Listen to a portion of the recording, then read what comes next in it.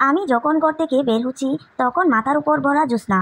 এরকম ছাদের আলোয় মানুষের ছায়া পড়ে আর মানুষ তাতে বিভ্রান্ত হয়। আমি মোটামুটি বিভ্রান্তের মতো রিকশায় উঠে বসি।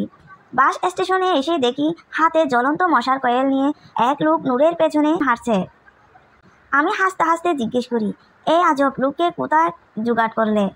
নূর হাসে, যাদের ঘর আছে মশা তাদের কামড়ায়, যাদের ঘর নাই মশা তাদেরকেও কামড়ায়।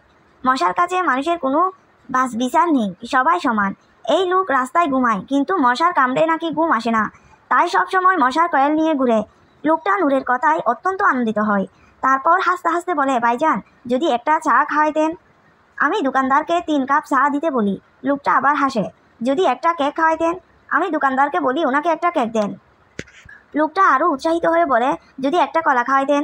নূর লোকটাকে ধমকিয়ে উঠে, কলা খেলে রাতে ঘুম আসবে না, তাড়াতাড়ি চা কেক খেয়ে জায়গা দখল করে, না হলে অন্য কেউ এসে আপনার জায়গা দখল করে ফেলবে। দেশে এখন জায়গার খুব দাম। নূর আমার দিকে তাকিয়ে গোপন কোনো আলাপের মতো ফিসফিসিয়ে বলল, ঘটনা কি বলতো? হঠাৎ বলা নেই কয়া নেই টেকনাফ যাওয়া দরকার হলো কেন? আমি রহস্য করে বলি, একটা ফুল আনতে যাচ্ছি। নূর আমার কথায় ভীষণ অবাক হয়। একটা ফুল আনতে এত দূর? তোমার মাথা খারাপ হলো নাকি? পৃথিবীর কোনো প্রেমিকের মাথা কখনোই ঠিক ছিল না। যারা একবার প্রেমে পড়েছে তাদের সবার মাথায় সমস্যা দেখা দিয়েছে। নূর আমার রসিকতা ধরতে পারে না। কি হয়েছে খুলে বলতো? আমি তো কিছুই বুঝতে পারছি না। আমি অনেকক্ষণ চুপ করে থেকে বলি, সুনন্দাকে বলেছিলাম তোমাকে কিছু একটা দিতে চাই। সুনন্দা আমার হাতটা ধরে রেখে বলেছিল, তুমি আমার সাথে আসো, এটাই তো আমার সব কিছু, আর কিছু চাই না। আমি অনেক জোরাজুরি করাতে সুনন্দা মুচকি এসে বলল, যে জিনিসটা চাইবো সেটা খুবই সহজলভ্য, আবার খুব দুষ্প্রাপ্য।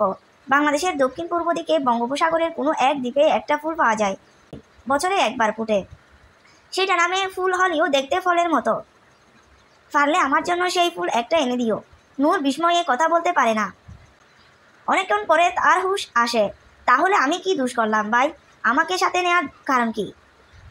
আমি এবার হেসে ফেলি, তুমি হারানো মানুষ খুঁজে পাওয়াতে উস্তাদ, এবার না হয় আমার জন্য একটা হারানো ফুল খুঁজে দেবে। কারুর জন্য তো একটা ফুল একটা জীবনের জন্য সমান, একটা মানুষের জীবনের সমান। নূর কিছু বলে না। আমি বয়ে বয়ে বলি, আমরা নাফ নদী দিয়ে বঙ্গোপসাগরে বের হয়ে যাব, তারপর ছোট ছোট দ্বীপগুলোতে ফুলটা খুঁজবো। আমি নূরের ধমক খাওয়ার জন্য অপেক্ষা করি। নূর মুখ কালো করে বলে, বাস ছাড়তে এখনো ঘন্টাখানেক বাকি, চল কর্ণফুলীর পাড় থেকে ঘুরে আসি। নোংরা করে থাকা জাহাজ আর মাছ ধরা ট্রলারের লাল নীল বাতি জ্বলে, দেখে মনে হয় একজাক তারা নিয়ে আকাশটা নদীতে নেমে এসেছে। কর্ণফুলীর পাড়ে এসে আমি অবাক হয়ে গেলাম। জ্যোৎস্নায় নদীটাকে অপার্থিব লাগছে। নূর রহস্যময় গলায় বলে, অনেক বছর আগে আমার পূর্বপুরুষ এই নদীর উপার দিয়ে সাম্পানে করে রেঙ্গুন শহরে গিয়েছিল বাণিজ্য করতে। আমি রসিকতা করি, আব্দুল গফুর হালি সেজন্যই তো গান লিখেছিলেন, বানু রে ও বানু, আই যাইয়ম রেঙ্গুন শহর, তোয়ার লাই আইনম কি। নূর আমার কথায় কান দেয় না। আমি দেখতে পাই জ্যোৎস্নার আলো নূরের গালের উপর চকচক করছে। অবাক হয়ে বলি, তুই কাঁদছস কেন? তুমি কাঁদছো নাকি? নূরের গলা বুঝে আসে, অথচ দেখো আজকে হাজার হাজার মানুষ একটু আশ্রয় খুঁজে, একটু খাবারের জন্য নাফ নদী পার হয়ে এদেশে আসতে চাইছে। আমার হঠাৎ করে বাস স্টেশনে মশার কয়েল হাতে নিয়ে ঘুরা লোকটার কথা মনে হলো। একটু মাথা গুজার জন্য, একটু খাবারের জন্য সারা পৃথিবীতে এরকম লোক ঘুরে বেড়াচ্ছে। আমার খুব মন খারাপ হয়। আসলে গৃহহীন মানুষের কোনো দেশ নাই। আমার আর কিছু ভালো লাগে না। নূরকে বলি, চল বাসায় চলে যাব, কোথাও যেতে ইচ্ছে করছে না। নূর অবাক হয়ে ফুল আনতে যাবে।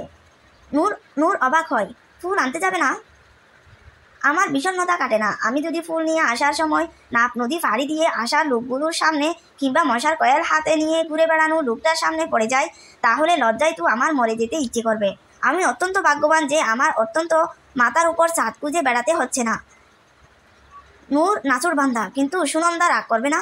আমি হেসে ফেলি, সুনন্দা তো বলেই দিয়েছে আমি সারা জীবন তার হাত ধরে থাকলে সে তো তাতেই খুশি, আর তার আর কিছু চাই না। আমি রিকশায় করে যখন বাসায় ফিরে যাচ্ছি তখন জ্যোৎস্না আরও ঘন হয়ে এসেছে। এইরকম জ্যোৎস্নায় খুব প্রিয়, কারো হাত ধরে সারা রাত দাঁড়িয়ে থাকতে ইচ্ছে করে। আমি সুনন্দার বাসার সামনে চলে যাব কি না ভাবছি। এরকম জ্যোৎস্নায় কেউ বেশিক্ষণ ঘরের ভেতরে থাকতে পারবে না, কখনো না কখনো তাকে বারান্দায় আসতেই হবে। সে দেখবে অনেক দূরে একটি ছেলে ধ্যানমগ্ন সন্ন্যাসীর মতো একা বসে এক মনে আকাশের দিকে তাকিয়ে আছে। জ্যোৎস্নায় ছেলেটির ছায়া পড়েছে রাস্তায়। তারপর একবার ছেলেটির দিকে, আরেকবার তার ছায়ার দিকে তাকাতে তাকাতে পুরোপুরি বিভ্রান্ত হয়ে যাবে সে।